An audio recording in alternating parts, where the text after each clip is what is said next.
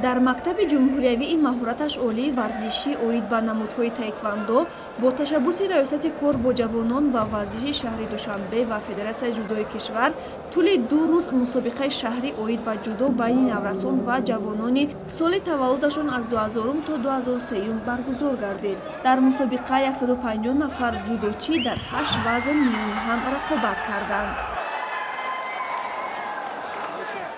در اینجا تمام ورزشگران شهر دوشنبه و جودو، یعنی که تمام مکتب‌ها و تمام کلوب‌هایی که هستند، تمام باشگاه‌های جودو هستند، در اینجا اشتراک می‌کنند. پهلوانانی که در ورزش تا جای هشتم رو اشغال نمودند، راحت به مسابقات جمهوری که سال 22-23-25 در ناحیه جبال رسول برگزار می‌گردد، راحت می‌گیرند. дар воқеъ ҷудо яке аз риштаҳои дӯстдоштании варзиш миёни ҳам наврасон, ҳам ҷавонон ва ҳам калонсолон ба ҳисоб меравад. ин аст ки шумораи ҷудочиёни кишвар рӯз аз рӯз меафзояд. афзоиши иштирокчиёни мусобиқаҳо аз сатҳи баланди чорабинӣ шаҳодат медиҳад. Баҳриддин ва Масъуд тӯли 8 сол аст ки ба ҷудо машғуланд. ҳарду дар як даста тамрин мекунанд. тасмим гирифтанд ки якҷоя дар мусобиқа ширкат намоянд. машқҳои пайвастаи онҳо боис бар он шуд ки ҳарду ба даври ниҳоӣ вазни 73 кило роҳ ёбанд.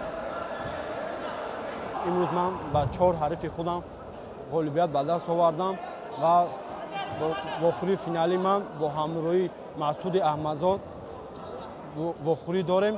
ҳарду дар як даста тамрин мекунем. ози баъд дар оянда мехоҳем ки парчами Тоҷикистонамонро баланд вардорем.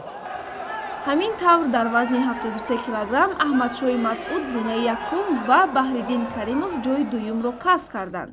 дар вазни 66 кило медали тилло насиби Эмомалии Нурулло шуд. Туйчи Шарипов ғолиби вазни 81 килограмм шуда, Ҳайдар Ашуров дар вазни 90 кило дастболо гардид. Дар вазни 100 кило Раҳмон Мансур барандаи нишони тилло шуд.